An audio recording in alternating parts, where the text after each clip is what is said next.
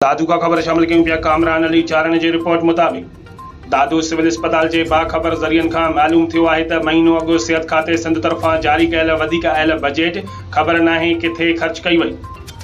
ज़रियनि ॿुधायो त सिहत खाते तरफ़ां आयल वधीक बजेट मानी 50 लख, गैस 30 लख, पेट्रोल 40, दवाउनि लाइ 60 लख कागज़ी कार्रवाईअ में ॼाणाई वई। ज़रियनि ॿुधायो त हिकु बाअस्तर जे हुकुमनि ते सिविल DHO ऐं सिविल सर्जन बोरची खाने जो ठीको हिकु प्राइवेट खे ॾियण जो इंकशाफ। ज़रियनि ॿुधायो त हिकु प्राइवेट खे ठीको ॾियण बैदि दादू मुङ 2 नंबर, चांवर 2 नंबर इस्तेमालु करण ते दाख़िल मरीज़नि पेट जे सूर जूं दाहूं करण जो इंकशाफ।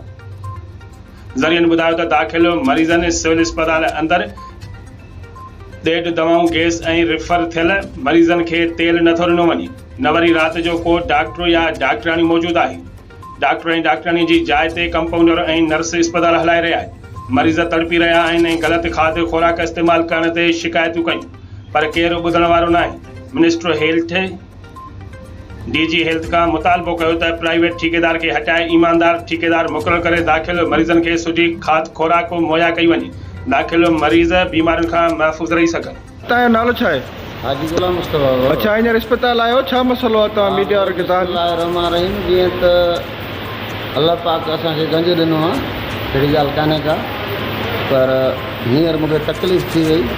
सॼी राति जो 12 खां वठी तकलीफ़ जी मुंहिंजो छॾे वेंदी सो तकलीफ़ कान हटी। मां सिविल अस्पताल आयो आहियां त ऑफिस में डॉक्टर साहब बि कोन हुयो ऐं वरी पोइ वियुसि जेको सो डॉक्टर आम कुर्सी ते ॿिए हंधि वेठो आहे, छो हेॾां वेह हेॾां, त मां वेठोमांसि।